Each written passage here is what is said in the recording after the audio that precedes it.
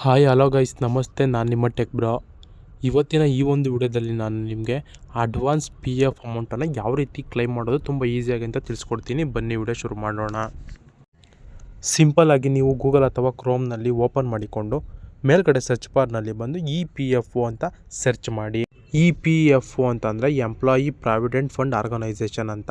ನೀವು ಸರ್ಚ್ ಮಾಡಿದ ತಕ್ಷಣ ಮೊದಲು ವೆಬ್ಸೈಟ್ ಬರುತ್ತೆ ಇ ಪಿ ಎಫ್ ಒ ಅಂತ. ಸಿಂಪಲ್ಲಾಗಿ ಅದನ್ನು ಓಪನ್ ಮಾಡಿಕೊಳ್ಳಿ. ನೋಡಿ, ಈಗ ನಾನು ಓಪನ್ ಮಾಡ್ಕೊಳ್ತಾ ಇದ್ದೀನಿ. ಓಪನ್ ಮಾಡಿಕೊಂಡ ನಂತರ ಈ ರೀತಿ ನಿಮಗೆ ಇಂಟರ್ಫೇಸು ಬರುತ್ತದೆ. ಇದರಲ್ಲಿ ನಿಮಗೆ ಹಲವಾರು ಆಪ್ಷನ್ಗಳು ಬರುತ್ತವೆ. ಇದರಲ್ಲಿ ನೀವು ಏನು ಸೆಲೆಕ್ಟ್ ಮಾಡ್ಕೊಳ್ಬೇಕು ಅಂತಂದರೆ ಮೇಲ್ಗಡೆ ನೀವು ಗಮನಿಸ್ತಾ ಇರ್ಬೋದು ಸರ್ವಿಸ್ ಅಂತ ಒಂದು ಆಪ್ಷನ್ ಕಾಣಿಸ್ತಿದೆ, ಅದರ ಮೇಲೆ ಟ್ಯಾಪ್ ಮಾಡಿ. ಅದ್ರ ಮೇಲೆ ಟ್ಯಾಪ್ ಮಾಡಿದ್ರೆ ಅದರಲ್ಲಿ ಕೂಡ ನಿಮಗೆ ಹಲವಾರು ಆಪ್ಷನ್ಗಳು ಬರುತ್ತವೆ. ಇದರಲ್ಲಿ ನೀವು ಅದರ ಎರಡನೇ ಆಪ್ಷನ್ನು ಫಾರ್ ಎಂಪ್ಲಾಯಿ ಅಂತ ಇರುತ್ತೆ. ಸಿಂಪಲ್ಲಾಗಿ ಅದನ್ನು ನೀವು ಟ್ಯಾಪ್ ಅನ್ನೋದನ್ನ ಮಾಡ್ಕೊಳ್ಳಿ. ಟ್ಯಾಪ್ ಮಾಡಿಕೊಂಡ್ರೆ ಈ ರೀತಿ ನಿಮಗೆ ಇಂಟರ್ಫೇಸ್ ಓಪನ್ ಆಗುತ್ತದೆ. ಇದರಲ್ಲೂ ಕೂಡ ನಿಮಗೆ ಹಲವಾರು ಆಪ್ಷನ್ಗಳು ಕಾಣಿಸುತ್ತವೆ. ಇದರಲ್ಲಿ ನೀವು ಕೆಳಗಡೆ ಲೆಫ್ಟ್ ಸೈಡಲ್ಲಿ ಗಮನಿಸ್ಬೋದು ಸರ್ವಿಸ್ ಕೆಳಗಡೆ ನಿಮಗೆ ಎರಡೇ ಆಪ್ಷನ್ ಕಾಣಿಸ್ತಾ ಇದೆಯಾ, ಮೆಂಬರ್ UAN ಆನ್ಲೈನ್ ಅಂತ ಒಂದು ಆಪ್ಷನ್ ಇದೆಯಲ್ಲ. ಸಿಂಪಲ್ಲಾಗಿ ನೀವೇನಪ್ಪ ಮಾಡಬೇಕು ಅಂದರೆ ಅದರ ಮೇಲೆ ಟ್ಯಾಪ್ ಅನ್ನೋದು ಮಾಡ್ಕೊಳ್ಳಿ, ಅದನ್ನು ಓಪನ್ ಮಾಡ್ಕೊಳ್ಳಿ. ನೋಡಿ, ಈ ರೀತಿಯಾಗಿ ಒಂದು ಪೇಜ್ ಓಪನ್ ಆಗುತ್ತೆ. ಇಲ್ಲಿ ನೀವು ರೈಟ್ ಸೈಡ್ಗೆ ಗಮನಿಸಬಹುದು. ಇಲ್ಲಿ UAN ಮತ್ತು ಪಾಸ್ವರ್ಡನ್ನು ನೀವು ಎಂಟರ್ ಮಾಡಬೇಕು. ಅಂದರೆ ನಿಮ್ಮ UAN ನಂಬರ್ ಏನಿರುತ್ತೋ ಆ UAN ನಂಬರ್ ಮತ್ತು ಪಾಸ್ವರ್ಡನ್ನು ಎಂಟ್ರ್ ಮಾಡಬೇಕು. ನಿಮ್ಗೇನಾದರೂ ಪಾಸ್ವರ್ಡ್ ಏನಾದರೂ ಗೊತ್ತಿಲ್ಲ ಅಂದ್ಕೊಂಡ್ರೆ ಕೆಳಗಡೆ ಆಪ್ಷನ್ ಇರುತ್ತೆ ರೀಸೆಟ್ ಅಂತ. ರೀಸೆಟ್ ಕೊಟ್ಕೊಂಡು ನೀವು ಪಾಸ್ವರ್ಡನ್ನು ಸೆಟ್ ಮಾಡಿಕೊಂಡು ಈ ರೀತಿಯಾಗಿ ನೀವು UAN ನಂಬರ್ ಹಾಗೂ ಪಾಸ್ವರ್ಡ್ ಅನ್ನು ಹಾಕಿ ಲಾಗಿನ್ ಅದನ್ನು ಕೊಟ್ಕೊಂಡ್ರೆ ಈ ರೀತಿ ಇಂಟರ್ಫೇಸ್ ಓಪನ್ ಆಗುತ್ತದೆ. ನೀವು ರೈಟ್ ಸೈಡ್ಗೆ ಇದರಲ್ಲಿ ಗಮನಿಸ್ಬೋದು ನಿಮ್ಮ ಡೀಟೇಲ್ಸ್ ಇರುತ್ತೆ. ನಿಮ್ಮ ಹೆಸರು, ನಿಮ್ಮ ಡೀಟೇಲ್ಸು, ನಿಮ್ಮ ಫೋನ್ ನಂಬರ್, ನಿಮ್ಮ ಮೇಲ್ ID ಎಲ್ಲ ರೈಟ್ ಸೈಡಲ್ಲಿ ಇರುತ್ತೆ. ಇದರಲ್ಲಿ ಮೇನ್ ಇಂಪಾರ್ಟೆಂಟ್ ಏನಪ್ಪ ಅಂತಂದರೆ ನೀವು ಯಾವುದೇ PFನ ಕ್ಲೈಮ್ ಮಾಡೋದಕ್ಕಿಂತ ಮುಂಚೆ ನಿಮ್ಮ KYC ಅಪ್ಡೇಟ್ ಆಗಿದೆಯಾ ಅಂತ ನೋಡ್ಕೊಳ್ಳಿ. ನಿಮ್ಮ KYC ಆಗಿಲ್ಲ ಅಂತಂದರೆ ನೀವು PF ಅಪ್ಲೈ ಮಾಡೋದು ರಿಜೆಕ್ಟ್ ಆಗುತ್ತೆ, ನಿಮ್ಮ PF ಅಮೌಂಟು ಬರೋದಿಲ್ಲ. KYC ಯಾವ ರೀತಿ ಚೆಕ್ ಮಾಡ್ಕೊಳ್ಳೋದು ಅಂತಂದರೆ ನೀವು ಲೆಫ್ಟ್ ಸೈಡಲ್ಲಿ ಗಮನಿಸ್ತಾ ಇರ್ಬೋದು 3 ಲೈನ್ ಕಾಣಿಸ್ತಾ ಇದೆಯಾ, ಅದ್ರ ಮೇಲೆ ಟ್ಯಾಪ್ ಮಾಡಿ. ಟ್ಯಾಪ್ ಮಾಡಿದ್ರೆ ನಿಮಗೆ ಇಲ್ಲಿ ಒಂದು 3-4 ಆಪ್ಷನ್ ಓಪನ್ ಆಗುತ್ತೆ. ನನ್ನ ಫೋನಲ್ಲಿ ನೀಟಾಗಿ ಕಾಣಿಸ್ತಾರೆ, ನಿಮ್ಮದ್ರಲ್ಲಿ ಕಾಣಿಸುತ್ತೆ ನೋಡಿ. ಮ್ಯಾನೇಜ್ ಅಂತ ಒತ್ತಿದ್ರೆ ಅದರಲ್ಲಿ ಹಲವಾರು ಆಪ್ಷನ್ ಬರುತ್ತೆ. ಅದರಲ್ಲಿ ನೀವು KYC ಅಂತ ಇದೆಯಲ್ಲ ಅದರ ಮೇಲೆ ಟ್ಯಾಪ್ ಅನ್ನೋದನ್ನ ಮಾಡ್ಕೊಳ್ಳಿ. ನೋಡಿ, ನೀವು ಟ್ಯಾಪ್ ಮಾಡಿಕೊಂಡ್ರೆ ಇಲ್ಲಿ ನಿಮಗೆ ಒಂದು ಪೇಜ್ ಓಪನ್ ಆಗಿಬಿಡುತ್ತೆ. ಈ ಪೇಜಲ್ಲಿ ನಿಮಗೆ KYC ಅಪ್ಡೇಟ್ ಮಾಡಿದಿರೋ ಇಲ್ವೋ ಅನ್ನೋದು ನಿಮಗೆ ಇಲ್ಲಿ ಕನ್ಫರ್ಮ್ ಆಗಿ ತೋರಿಸ್ಬಿಡುತ್ತೆ. ನೋಡಿ, ಈಗ ನಾನು ತೋರಿಸ್ತೀನಿ ನಿಮಗೆ ಯಾವ ರೀತಿ ಅಂತ.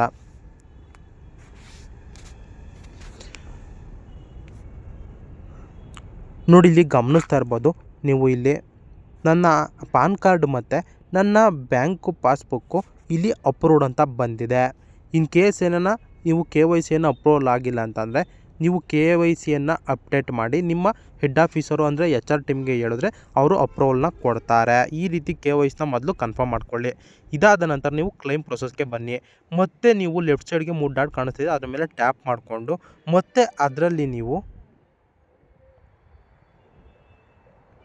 ಆನ್ಲೈನ್ ಸರ್ವಿಸ್ ಅಂತ ಬರುತ್ತೆ. ಅದರಲ್ಲಿ ನೀವು ಫಸ್ಟ್ನೇ ಕಾಣಿಸ್ತಾ ಇದೆಯಾ ಕ್ಲೈಮ್ ಫಾರಮ್ ಅಂತ, ಸಿಂಪಲ್ಲಾಗಿ ಅದರ ಮೇಲೆ ನೀವು ಟ್ಯಾಪ್ ಅನ್ನೋದನ್ನ ಮಾಡ್ಕೊಳ್ಳಿ. ಟ್ಯಾಪ್ ಮಾಡಿಕೊಂಡ್ರೆ ಮತ್ತೆ ನಿಮಗೆ ಇಲ್ಲಿ ಮತ್ತೆ ಒಂದು ಪೇಜ್ ಓಪನ್ ಆಗುತ್ತೆ. ಇದರಲ್ಲಿ ನಿಮ್ಮ ಹೆಸರು, ನಿಮ್ಮ ಮೊಬೈಲ್ ನಂಬರ್ ಹಾಗೂ ಇನ್ನೂ ಹಲವಾರು ನಿಮ್ಮ ಡೀಟೇಲ್ಸ್ಗಳು ಇಲ್ಲಿ ನಿಮಗೆ ತೋರಿಸ್ಬಿಡುತ್ತೆ. ಇದರಲ್ಲಿ ಏನೇನ ತಪ್ಪಿದೆಯಾ ಅಂತ ನೀವು ಒಂದು ಸಲ ಕನ್ಫರ್ಮ್ ಆಗಿ ನೋಡಿಕೊಳ್ಳಿ.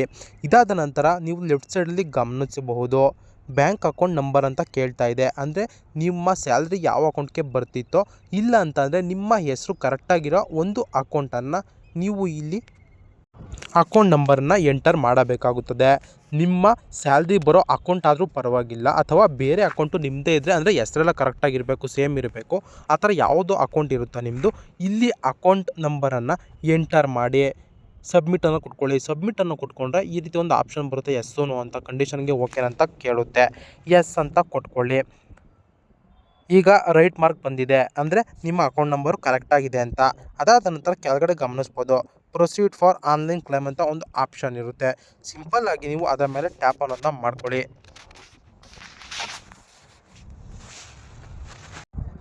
ನೋಡಿ, ನೀವು ಟ್ಯಾಪ್ ಮಾಡ್ಕೊಂಡ ನಂತರ ನಿಮಗೆ ಈ ರೀತಿ ಇಂಟರ್ಫೇಸು ಬರುತ್ತದೆ.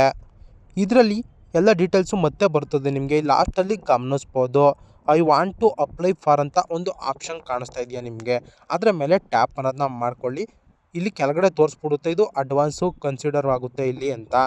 ನೀವು ಪಿ ಎಫ್ ಅಡ್ವಾನ್ಸ್ ಅನ್ನೋದನ್ನ ಸೆಲೆಕ್ಟ್ ಮಾಡ್ಕೊಳ್ಳಿ. ಅದನ್ನು ಸೆಲೆಕ್ಟ್ ಮಾಡಿಕೊಂಡು ಕಂಟಿನ್ಯೂ ಕೊಟ್ಟರೆ ಈ ರೀತಿ ಫೈನಲ್ ಪೇಜು ನಿಮಗೆ ಓಪನ್ ಆಗಿಬಿಡುತ್ತೆ. ಇದರಲ್ಲಿ ನಿಮ್ಮ ಯು ಎ ನಂಬರ್, ನಿಮ್ಮ ಹೆಸರೆಲ್ಲ ಬರುತ್ತೆ.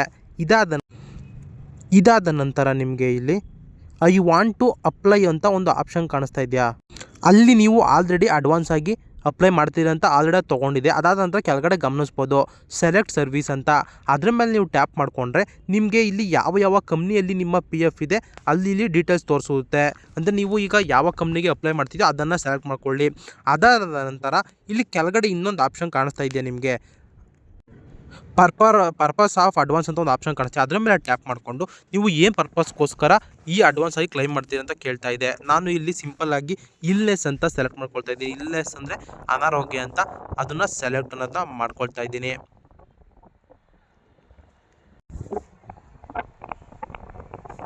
ಅದನ್ನು ಸೆಲೆಕ್ಟ್ ಮಾಡಿಕೊಂಡು ಹಾಗೆ ನೀವು ಕೆಳಗಡೆ ಗಮನಿಸ್ಬೋದು ಅಮೌಂಟ್ ಆಫ್ ಅಡ್ವಾನ್ಸ್ ರಿಕ್ವೈರ್ಡ್, ಅಂದರೆ ನಿಮಗೆ ಎಷ್ಟು ಅಮೌಂಟ್ ಬೇಕಾಗಿದೆ ಅಂತ ಇಲ್ಲಿ ಒಂದು ಆಪ್ಷನ್ ಬರುತ್ತದೆ. ಇಲ್ಲಿ ನೀವು ಎಷ್ಟು ಅಮೌಂಟ್ ಹಾಕಬೇಕು ಅಂತಂದರೆ ನಿಮ್ಮ ಟೋಟಲ್ ಅಮೌಂಟ್ ಎಷ್ಟಿದೆಯೋ ಅದರಲ್ಲಿ 70% ಮಾತ್ರ ನಿಮಗೆ ಅಡ್ವಾನ್ಸ್ ಆಗಿ ಬರೋದು. ಅಷ್ಟು ಅಮೌಂಟ್ನ ಅಂದಾಜಲ್ಲಿ ಲೆಕ್ಕಾಚಾರ ಹಾಕ್ಕೊಂಡು ನೀವು ಇಲ್ಲಿ ಎಂಟರ್ ಅನ್ನೋದನ್ನ ಮಾಡ್ಕೊಳ್ಬೇಕು. ನಾನು 36,000 ಅಂತ ಎಕ್ಸಾಂಪಲ್ಗೆ ಎಂಟರ್ ಅನ್ನೋದನ್ನ ಮಾಡ್ಕೊಳ್ತಾ ಇದ್ದೀನಿ. ಎಂಟರ್ ಮಾಡ್ಕೊಂಡ ನಂತರ ಕೆಳಗಡೆ ಎಂಪ್ಲಾಯಿ ಅಡ್ರೆಸ್ ಅಂತ ಒಂದು ಆಪ್ಷನ್ ಇದೆಯಲ್ಲ, ಇಲ್ಲಿ ಬಂದ್ಬಿಟ್ಟು ನಿಮ್ಮ ಆಧಾರ್ ಕಾರ್ಡಲ್ಲಿ ಯಾವ ರೀತಿ ಅಡ್ರೆಸ್ ಇರುತ್ತೋ ಸೇಮ್ ಆ್ಯಸ್ ಇಟ್ ಈಸ್ ಅದನ್ನು ನೀವು ಇಲ್ಲಿ ಎಂಟರ್ ಅನ್ನೋದನ್ನ ಮಾಡ್ಕೊಳ್ಳಿ.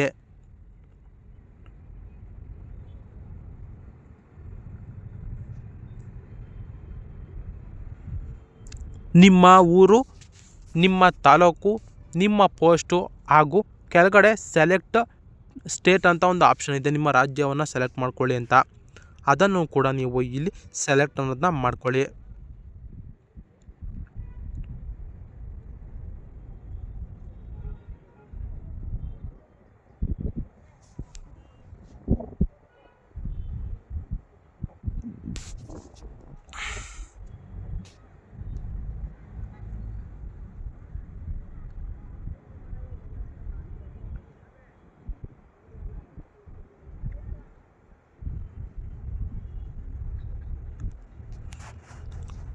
ಸ್ಟೇಟ್ ಸೆಲೆಕ್ಟ್ ಮಾಡ್ಕೊಂಡ ನಂತರ ಅದ್ರ ಕೆಳಗಡೆ ಡಿಸ್ಟಿಕ್ ಕೂಡ ಇರುತ್ತೆ, ಅದನ್ನು ಕೂಡ ನೀವು ಸೆಲೆಕ್ಟ್ ಅನ್ನೋದನ್ನ ಮಾಡ್ಕೋಬೇಕು.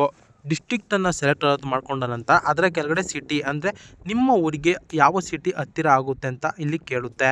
ಆ ಸಿಟಿಯನ್ನು ಹಾಕ್ಕೊಳ್ಳಿ ಹಾಗೂ ಆ ಸಿಟಿಯ ಪಿನ್ ಕೋಡನ್ನು ಹಾಕಿ. ನಿಮ್ಮ ಆಧಾರ್ ಕಾರ್ಡಲ್ಲಿ ಯಾವ ಪಿನ್ ಕೋಡ್ ಇರುತ್ತೋ ನಿಮ್ಮ ಊರು ಸೈಡಿಂದು ಆ ಪಿನ್ ಕೋಡನ್ನು ಹಾಕಿ.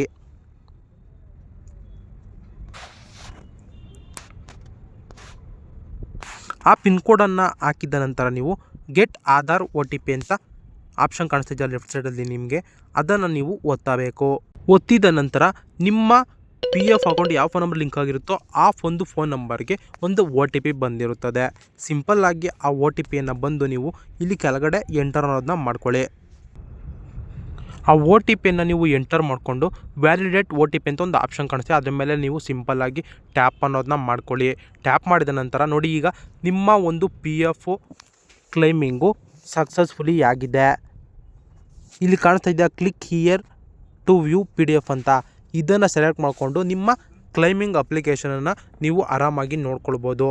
ಇದೇನಾದರೂ ಬರಲಿಲ್ಲ ಅಂತ ಅಂದರೆ ನಾನು ಇನ್ನೊಂದು ರೀತಿ ಯಾವ ರೀತಿ ತಿಳ್ಕೊಳ್ಳೋದು ಅಂತ ನಿಮಗೆ ತಿಳಿಸ್ಕೊಡ್ತೀನಿ ಪೆಂಡಿಂಗ್ ಇರೋ PF ಅಮೌಂಟ್ಸ್ಗಳನ್ನ. ಈಗ ನಿಮ್ಮ PF ಏನೋ ಅಪ್ಲೈ ಮಾಡ್ಕೊಂಡಿದ್ದೀರಾ, ಇದು ಯಾವ ಸ್ಟೇಟಸಲ್ಲಿದೆ, PF ಅಮೌಂಟು ಬಂದಿದೆಯಾ ಇಲ್ಲಿ ರಿಜೆಕ್ಟ್ ಆಗಿದೆ ಅಂತ ಯಾವ ರೀತಿ ತಿಳ್ಕೊಳ್ಳೋದು ಅಂತ ಅಂದರೆ ಸಿಂಪಲ್ಲಾಗಿ ಲೆಫ್ಟ್ ಸೈಡ್ಗೆ 3 ಲೈನ್ಸ್ ಕಾಣಿಸ್ತಾ ಇದೆಯಾ, ಅದ್ರ ಮೇಲೆ ಟ್ಯಾಪ್ ಅನ್ನೋತಾ ಮಾಡ್ಕೊಳ್ಳಿ. ನೀವು ಅಲ್ಲಿ ಟ್ಯಾಪ್ ಮಾಡಿಕೊಂಡು ಲೆಫ್ಟ್ ಸೈಡ್ಗೆ ನಿಮಗೆ ಇನ್ನೊಂದು ಆಪ್ಷನ್ ಬರುತ್ತವೆ, 5-6 ಆಪ್ಷನ್ ಬರುತ್ತೆ, ಅದರ ನೀವು ಆನ್ಲೈನ್ ಸರ್ವಿಸ್ ಅಂತ ಸೆಲೆಕ್ಟ್ ಅನ್ನೋದನ್ನ ಮಾಡ್ಕೊಳ್ಳಿ. ಸೆಲೆಕ್ಟ್ ಮಾಡ್ಕೊಂಡು ಲಾಸ್ಟಲ್ಲಿ ಇರುತ್ತೆ ನೋಡಿ ಟ್ರ್ಯಾಕ್ ಕ್ಲೈಮ್ ಸ್ಟೇಟಸ್ ಅಂತ, ಸಿಂಪಲ್ಲಾಗಿ ಅದನ್ನು ನೀವು ಸೆಲೆಕ್ಟ್ ಅನ್ನೋದನ್ನ ಮಾಡ್ಕೊಳ್ಳಿ. ಅದರಲ್ಲಿ ನೀವು ಸೆಲೆಕ್ಟ್ ಮಾಡಿಕೊಂಡ್ರೆ ನಿಮಗೆ ಟ್ರ್ಯಾಕಿಂಗ್ ID ಮತ್ತು ನೀವು ಯಾವ ಡೇಟಲ್ಲಿ ಅಪ್ಲೈ ಮಾಡಿದ್ದೀರಾ ಹಾಗೂ ಈ ಒಂದು PF ಏನಾಗಿದೆ, ರಿಜೆಕ್ಟ್ ಆಗಿದೆಯಾ ಅಥವಾ ಪೆಂಡಿಂಗಲ್ಲಿದೆಯಾ ಅಂತ ಫುಲ್ಲು ಡೀಟೇಲ್ಸು ತೋರಿಸ್ಬಿಡುತ್ತೆ. ಮತ್ತು ನಿಮಗೆ ಇದರ ಒಂದು ರೆಸಿಪ್ಟ್ ಬೇಕು ಅಂತಂದರೆ ರೈಟ್ ಸೈಡಿಗೆ ನೀವು ಗಮನಿಸ್ಬೋದು, ಚಿಕ್ಕದಾಗಿ ಒಂದು ಡೌನ್ಲೋಡ್ ಅಂತ ಒಂದು ಆಪ್ಷನ್ ಕಾಣಿಸ್ತಿದೆಯಾ ವ್ಯೂ PDF ಅಂತ, ಸಿಂಪಲ್ಲಾಗಿ ಅದರ ಮೇಲೆ ನೀವು ಕ್ಲಿಕ್ ಮಾಡಿಕೊಂಡ್ರೆ ಸಾಕು, ಈ ಒಂದು ಕ್ಲೈಮಿಂಗ್ನ PDF ನಿಮಗೆ ಓಪನ್ ಆಗಿಬಿಡುತ್ತೆ ಒಂದು ಫಾರ್ಮೇಟ್ ರೀತಿಯಲ್ಲಿ.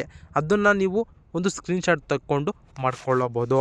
ನೋಡಿದ್ರಲ್ಲ ವೀಕ್ಷಕರು, ಇದಾಗಿತ್ತು ಇವತ್ತಿನ ವಿಡಿಯೋ. ಇದೇ ಥರ ಹೆಚ್ಚಿನ ಟೆಕ್ನಾಲಜಿ ವಿಡಿಯೋಗಳು ಬೇಕು ಅಂತ ನನ್ನ ಚಾನಲ್ ತಪ್ಪದೇ ಸಬ್ಸ್ಕ್ರೈಬ್ ಮಾಡ್ಕೊಳ್ಳಿ. ಧನ್ಯವಾದಗಳು.